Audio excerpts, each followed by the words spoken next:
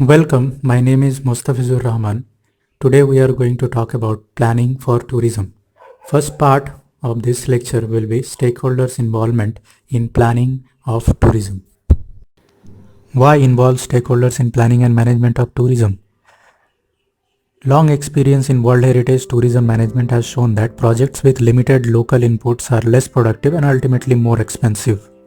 Failure to understand stakeholder position can delay or block project. For example, construction of cultural center on the South Pacific island of Turk was blocked because the project officer failed to consult with governor. Had he done so, he would have discovered a conflict between the governor and local leader of the village. Religious or cultural values are often primary importance.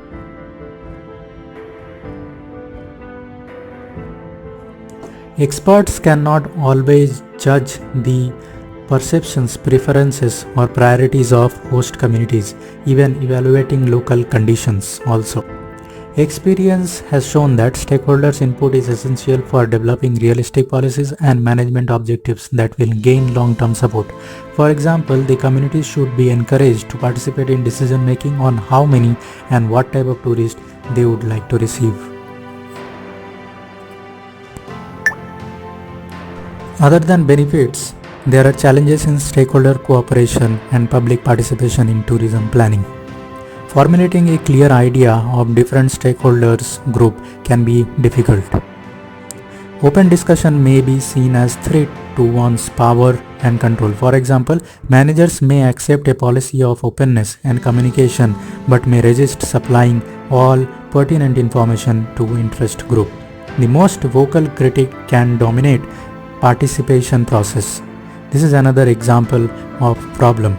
This can happen if an organized lobby group is heavily represented. Large number of people may be overlooked because they are not as vocal as other groups. Offering local communities the opportunity to participate raise expectations about acceptance of their suggestions. So, while public participation is necessary, over-reliance on public input can lead to inaction and deterioration of conditions over time. With resources bases declining and the demand for recreation and tourist attractions on the rise, it is managers who must ultimately decide the parameters of how much and what kind of tourism activity are acceptable. In participatory planning, effective collaboration and communication techniques are important. Participatory techniques such as rural appraisal allow local people to describe their environment. These methods have proven capable of overcoming the problems of listening and shaping an accurate assessment of stakeholders' concern. The techniques help map out local resources, trends in resources use, and local cost and benefit of conservation and protection. Alternative forms of dialogue can help limit public confrontations. Open house discussions can be held where individual people could sit down in a relaxed atmosphere and talk directly with representatives of various agencies involved. And simultaneously, special meetings can be arranged to allow powerful interest groups to voice their opinion. The process of developing management plan can encourage the participation of stakeholders. The process can also be used to build consensus. However, instead of releasing draft management plan or public comment, planners should begin by identifying what is needed from public and what a site can offer them in return.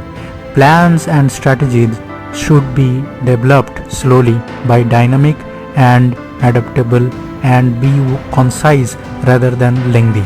Above all, they should be inclusive of all stakeholders. An advisory group of stakeholders organization can play a crucial role in the success of management objectives. Ongoing conflicts will not necessarily go away, but an advisory group provide a structure for the problem solving process so that conflicts and solution can be identified more easily. Non-governmental organizations can play an important role in linking tourism stakeholders. NGO can act as intermediaries between the private sector and local interests. In some countries, NGOs with computer and communication equipment can serve as a link between stakeholders without such resources. In the next upcoming lecture, we will talk about other aspects of planning for tourism.